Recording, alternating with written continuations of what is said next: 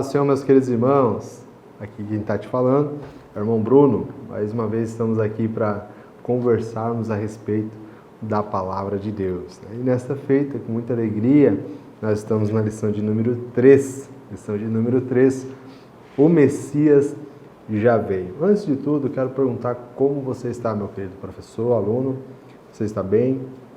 E já iniciamos aí o segundo trimestre, de 2023. Está passando muito rápido, não é verdade? Mas eu louvo a Deus pela tua vida, que tem se dedicado ao ensino da Palavra de Deus, e você, aluno, que tem procurado aprender um pouco mais da Palavra de Deus. Nessa feita, como eu falei, o tema principal da nossa lição é o Messias já veio. Nós vamos falar um pouco sobre o Salmo de número 2, Salmo de número 2, do verso 1 até o 9. Então, este salmo vai tratar a respeito do Messias. Vamos aqui só comentar alguns pontos interessantes deste salmo. Então, você vai fazer essa leitura na sua aula e você vai expor esse salmo. Nós sabemos que os salmos foram feitos aí, são uma composição judaica, mas eles também trazem lições espirituais e também profecias a respeito do Messias, e é o Salmo de número 2. O Salmo de número 2, ele é um salmo revelador a respeito do Messias. O Salmo de número 2 mostra que há um rei em que seu reinado nunca terá fim. Nós sabemos que o reino de Davi, ele é um reinado que foi prometido e que o reino dele nunca teria fim. E como isso pode acontecer se Judá, eles foram destruídos, depois retornaram do cativeiro, e este salmo foi composto? Como pode tudo isso? Deste reino de Davi vem Jesus. Por isso que o reinado de Davi nunca terá fim, porque Jesus vem cumprir essa profecia. E o reinado dele nunca terá fim. Então, Jesus veio como um servo sofredor, cumprir o seu papel de salvador da humanidade, e também virá como o Rei dos Reis e Senhor dos Senhores. Nós temos aqui o primeiro tópico, a rebelião contra o ungido de Deus. Temos 3 subtópicos: a importância do Salmo 2, a rebelião das nações e a rebelião contra Deus é tolice. Então, o primeiro ponto é a importância do Salmo 2. O Salmo 2 está na categoria dos salmos régios ou messiânicos. O que é isso? Ele vai falar sobre o rei, que era o rei contemporâneo ali, que era Davi, mas também vai apontar para o reinado de Jesus, o reinado messiânico de Cristo. Então, este salmo ele é um salmo messiânico. Por quê? Porque ele fala do rei que virá a governar a nação. Fala de um rei que virá a julgar as nações. Então, este rei é o rei Jesus. Então, o salmo de número 2, ele aponta para Jesus, e lá no Novo Testamento vai se confirmar esse salmo de número 2. Então, o salmo de número 2, ele é aplicado no Novo Testamento e sobre o ministério terreno de Jesus, quando Jesus veio e participou terrenamente aqui de todos os momentos até a sua morte e ressurreição, e também aponta para o reinado de Cristo, para as novas coisas, falando de milênio, do arrebatamento da igreja, o retorno dele para governar as nações. Então, este salmo aponta para o ministério terreno de Jesus e também aponta para o ministério já do Cristo glorificado, Rei dos Reis, governando as nações. O segundo ponto, a rebelião das nações. Nós vemos, meus irmãos, ao longo da história, as nações sempre trabalhando contra o governo de Deus. Sempre há um líder, alguém que quer governar e tomar o lugar de Deus. Em todas as épocas, em todos os momentos. Lembra lá da Torre de Babel? Isso ali é é um símbolo clássico de que os homens sempre tentaram ter o seu reinado próprio e se rebelar contra Deus. Planejam, eles fazem estratégias, né? Ainda a gente vê nos dias de hoje homens querendo governar o mundo todo, né? Essa utopia de que ele terá o poder nas nações, né? Nós vemos os governos atuais querendo tomar o poder da nação. Então tudo isso, a gente vai vendo que os homens planejam ser dominadores, e isso aí vai fazendo com que se torne uma rebelião contra Deus das nações.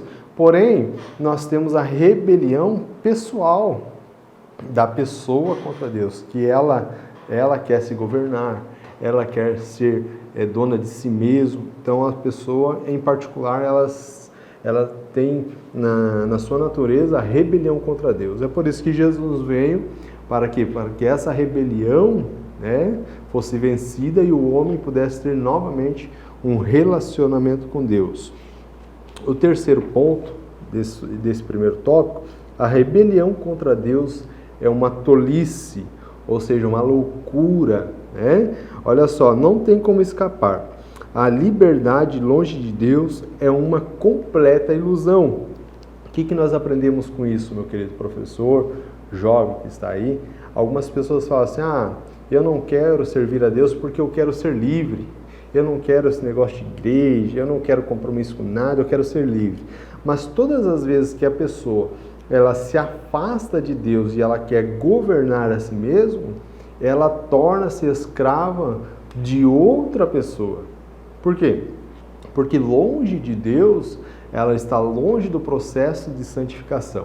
Porque ninguém consegue se santificar a si próprio. Nós chegamos perto de Deus, e quanto mais perto de Deus nós vamos chegando, mais santificados nós vamos nos tornando, porque é Ele quem nos santifica.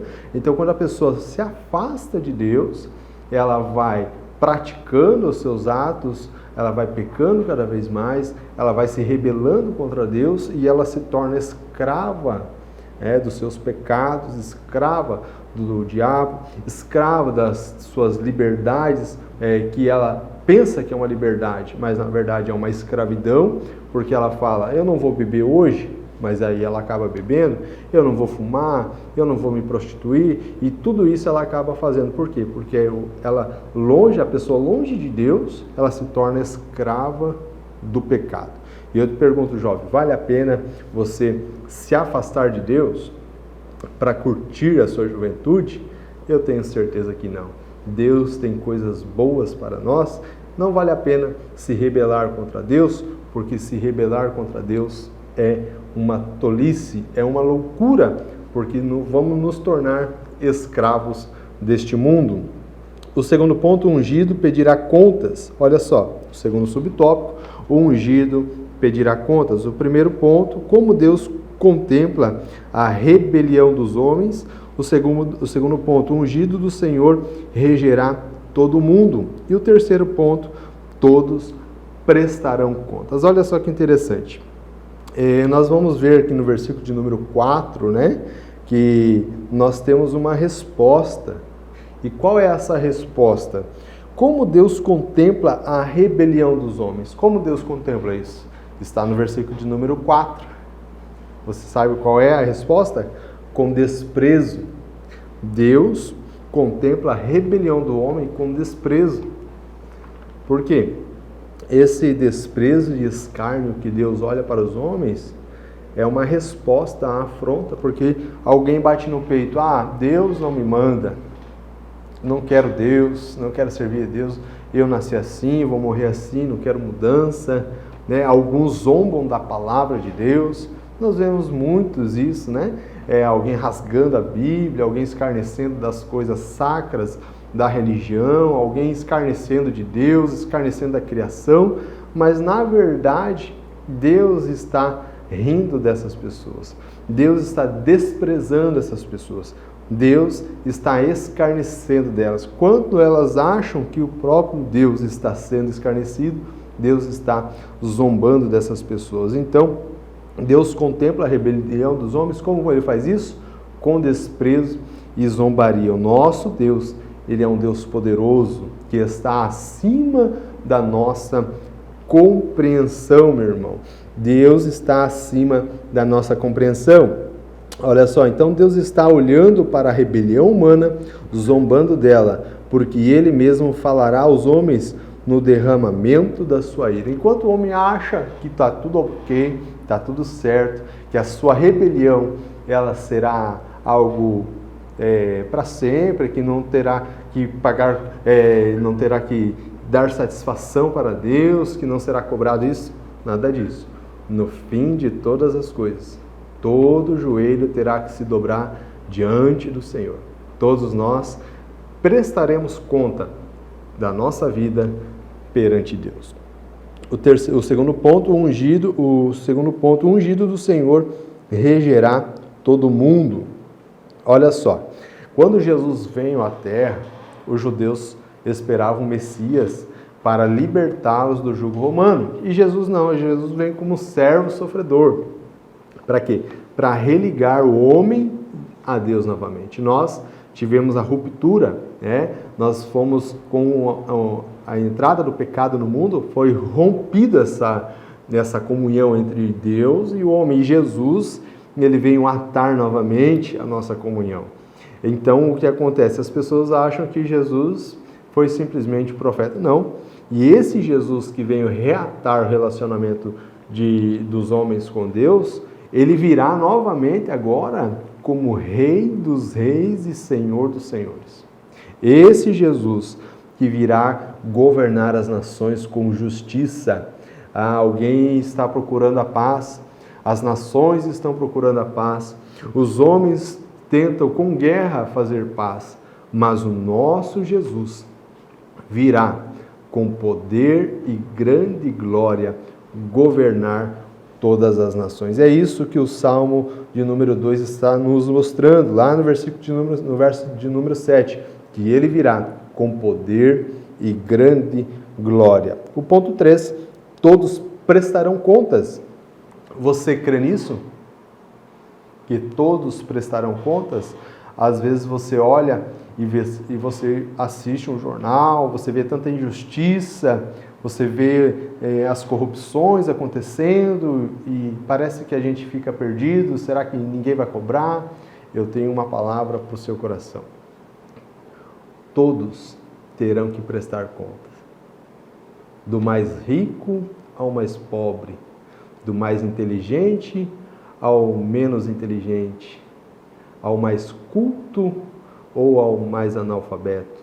Todos, todas as religiões, todas as pessoas, de todas as tribos, raças, todas as etnias, todos os continentes, todos prestarão conta para o nosso Senhor. Então eu te dou uma resposta para a sua pergunta. Mas por que Jesus não faz nada agora? Por que Deus não toma a direção agora? Fique tranquilo, Deus nunca perdeu o controle das coisas.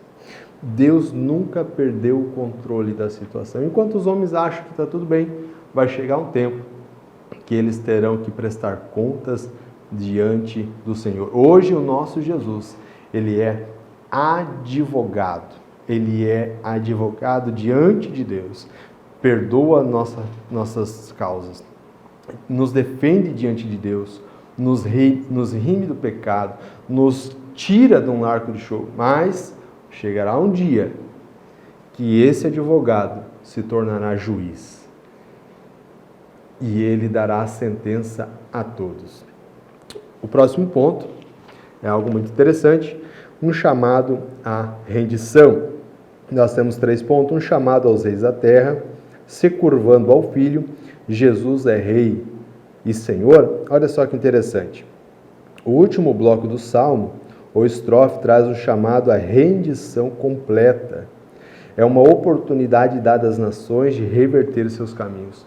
Deus, através do seu Filho, tem nos dado a oportunidade de nós nos convertermos sempre. É um chamado aos reis da terra. Em João 3, texto clássico da Bíblia, a espinha dorsal do Evangelho, João 3,16, nos fala dessa rica oportunidade, desse lindo chamado. Então, nós vemos que Deus sempre tem procurado fazer com que o homem tenha um relacionamento com Ele. E a melhor forma possível foi através do Cordeiro de Deus, chamado Jesus, que veio, padeceu morte de cruz, mas ressuscitou ao terceiro dia. Este é um verdadeiro chamado aos reis da terra. Se curvando ao Filho, ao próximo ponto. Então, quando Deus mandou seu Filho à terra, o Salmo está apontando sobre o ungido do Senhor.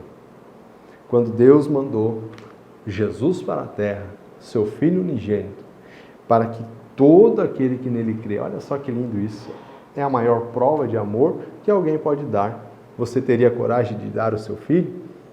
Eu tenho absoluta certeza que não. Mas Deus deu seu Filho amado, Jesus Cristo, para que todo aquele que nele crê não pereça, mas tenha a vida eterna.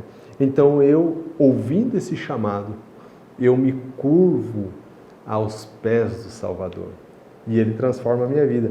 Deus sempre tem procurado fazer com que as pessoas tenham um relacionamento com Deus. Mas em João 3,18 vai dizer que aquele que não crer no Filho de Deus já está condenado. Então fale para os seus alunos sobre João 3, 16, 17, 18. Abra a Bíblia, comente sobre isso. Nós temos que nos curvar ao Filho de Deus. O terceiro ponto, Jesus é Rei e Senhor, é uma pergunta que eu faço para você também. Jesus, Ele é Rei na sua vida? E eu pergunto para você, Jesus, Ele é o Senhor da sua vida?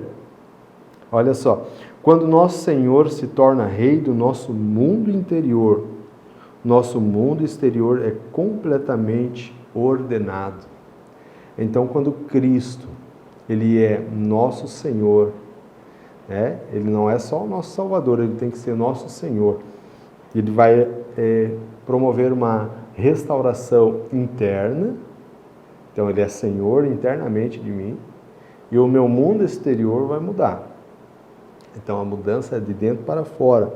Muitos querem viver um evangelho, infelizmente, de Jesus somente Salvador. Mas não querem ter com Ele um compromisso.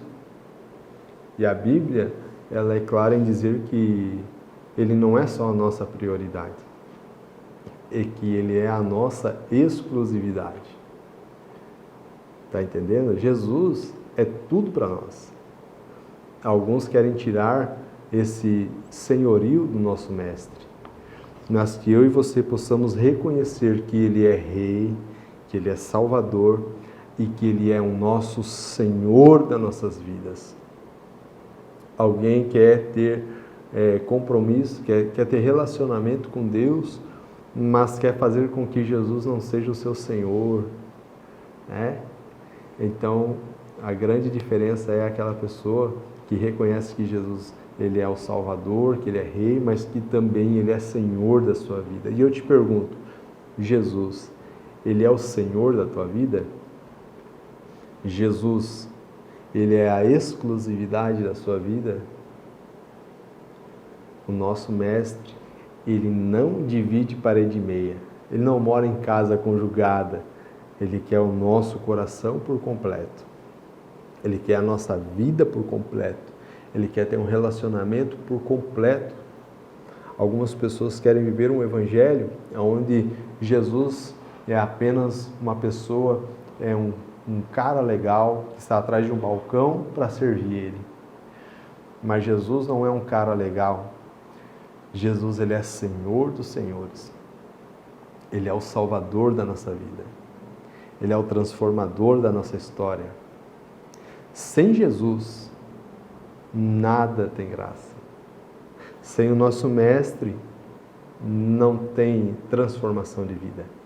Que você possa entregar a sua vida para Ele e que Ele possa ser o seu Senhor. E a mudança será de dentro para fora. Que Deus possa te abençoar neste domingo e você possa ser usado, professor, e você, aluno, possa encontrar Cristo todas as vezes que você procurar. Que Ele seja o seu Senhor, não somente o seu amigo, o seu Salvador, mas que Ele seja o seu Rei, Salvador e Senhor de todas as suas ações. Deus abençoe. Até a próxima aula.